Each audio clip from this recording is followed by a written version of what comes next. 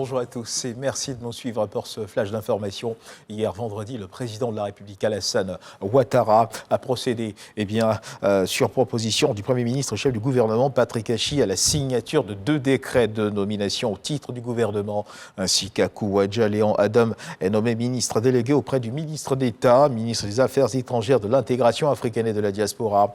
Roger Charles Maïda lui est nommé secrétaire général du gouvernement.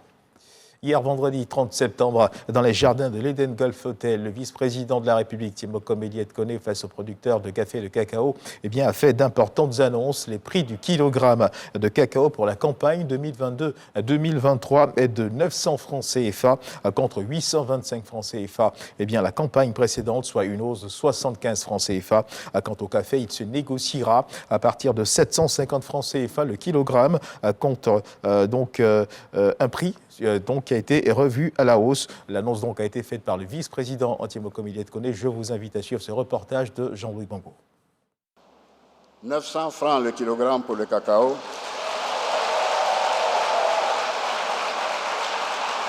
Pour la campagne principale 2022-2023, 750 francs le kilo pour le café au titre de la campagne 2022-2023. C'était incontestablement l'annonce la plus attendue de la journée, particulièrement par les producteurs de café et cacao. Invités spéciaux de cette 8e édition des Journées nationales du cacao et du chocolat, JNCC. Eux qui ont déserté leur plantation le temps d'une journée pour vivre en direct l'annonce du prix du kilogramme de cacao et de café par le vice-président de la République. Une récompense des 10 mois de labeur. En toute chose, on cherche toujours l'idéal.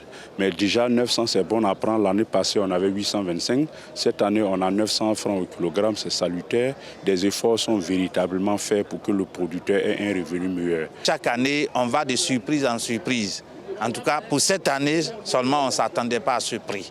Et je crois que cette volonté politique est salutaire. Je tenais à dire merci, particulièrement au président Alassane Ouattara, qui ne cesse de faire des efforts pour le monde paysan, surtout. Une mobilisation à la hauteur des espoirs placés en cette annonce, devenue le moment phare des JNCC.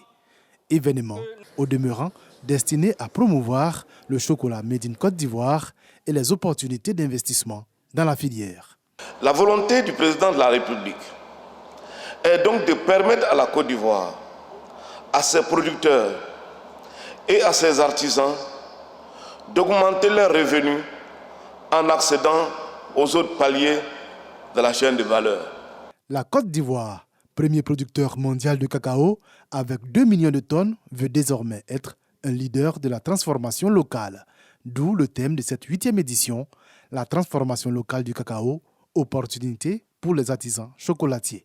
Le contexte international appelle à une accélération de nos initiatives en faveur de la modernisation du secteur agricole et de la transformation de nos produits agricoles sur place.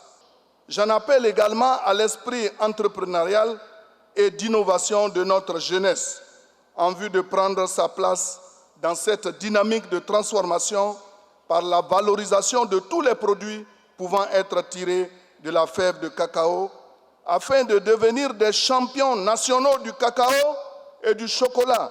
L'annonce des prix, qui marque le lancement de la campagne de commercialisation, a été l'occasion aussi pour le vice-président de la République de saluer le travail abattu par les producteurs de café et cacao, les piliers de cette filière.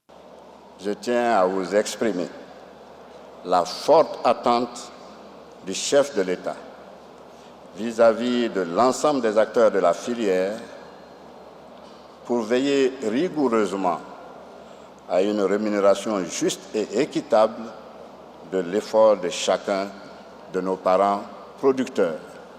Nous pourrons réaliser notre projet de bâtir une filière café-cacao performante, prospère, exemplaire et durable dans une Côte d'Ivoire solidaire. Plusieurs acteurs de la filière ont été récompensés au cours de cette cérémonie d'ouverture des JNCC. Il s'agit du meilleur chocolatier, de la meilleure coopérative et des meilleurs producteurs nationaux.